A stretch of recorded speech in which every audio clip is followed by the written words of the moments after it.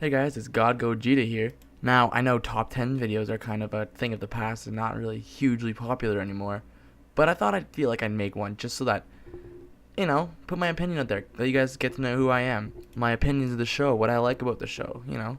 So the topic of today's top 10 would be the top 10 wasted characters in Dragon Ball Z. These are characters that were poorly used, misused, or even completely forgotten about. Number 10 is going to be Launch. Now, a lot of you probably know that Launch was a main character in Dragon Ball, the original.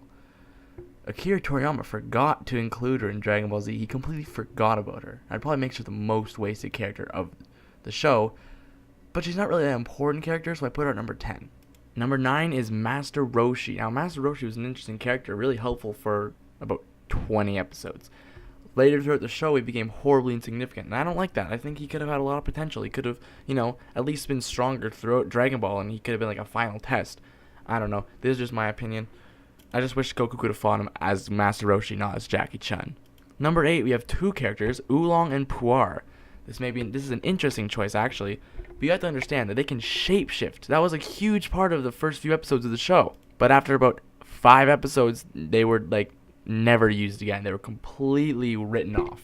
They were comic relief characters. They added nothing to the plot, pretty much. Puar annoys the fucking shit out of me. Oolong is just, he's okay. I don't hate Oolong. But I loved the episode where he transformed and stuff. It was really interesting. Kind of hyped up the transformations of Dragon Ball Z a little bit, but not really. Number 7 is another two characters. This is Goten and Trunks.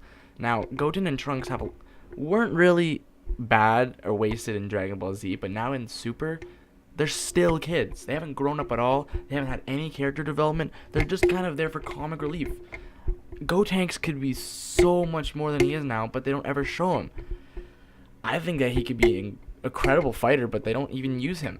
I want to see Trunks and Goten's characters develop into something more useful. Right now, they're just kids. That's it. That's all they've got. They're goofy, and they don't really know what's going on.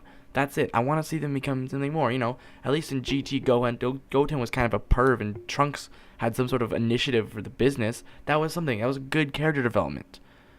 Number 6, we have Pan. Now, Pan is an interesting character because throughout GT, she was the focus. The whole show was Goku and Pan. And what really didn't make sense is that she couldn't even go Super Saiyan. All she did was complain and bitch and moan, and I did not like that. If you're gonna make one character a huge part of the story, and she is the daughter of one of the most powerful fucking men on Earth, at least make her useful. One of the biggest aspects of GT I did not like. Coming in at number 5, we have Dabura, or Dabra as I like to call him, because that's his actual name. Dabra was an interesting character because he was the king of the demon realm. He was almost stronger than Perfect Cell, I think. I think he was even stronger than Perfect Cell.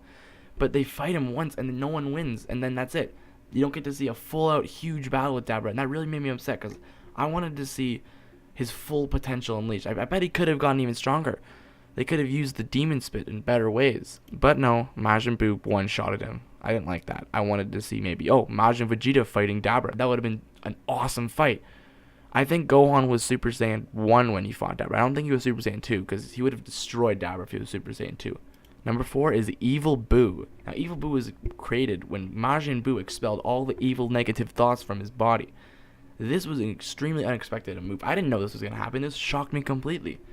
But he's in for one episode. He has so much potential. They could have fought the Z Fighters and then became Super Buu. I don't like how he immediately went to Super Buu. I loved his design. I loved how he said he was Majin Buu, even though there was another Majin Buu. That had me so shocked.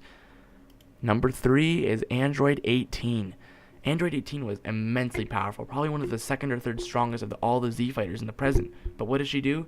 Nothing. She sits at home with Mara and the daughter, which Krillin named after her ex-girlfriend, if you didn't know that. That's a pretty interesting fact. I bet Krillin hasn't told 18. She annihilated Vegeta, broke both of his arms. She could have been in so much more fights, but the way she was designed was bad.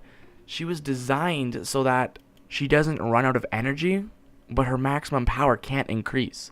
So she was stuck at a one level, and that's not okay in Dragon Ball Z standards.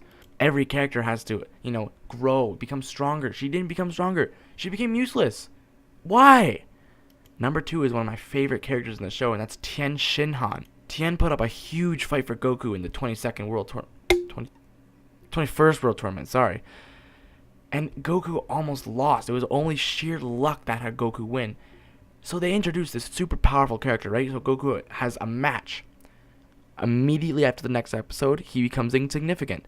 King Piccolo's already introduced. He already is horribly useless. When he fights King Piccolo, he's losing, and Goku already comes in and he beats King Piccolo. So we already have a character who's hyped up so much, and then boom, worthless.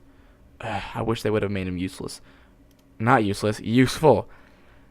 It's a damn good thing they put him to use in Z when he puts down Cell. At least he tries to put up a fight against Boo, but the difference between Boo and Tien is just horrid.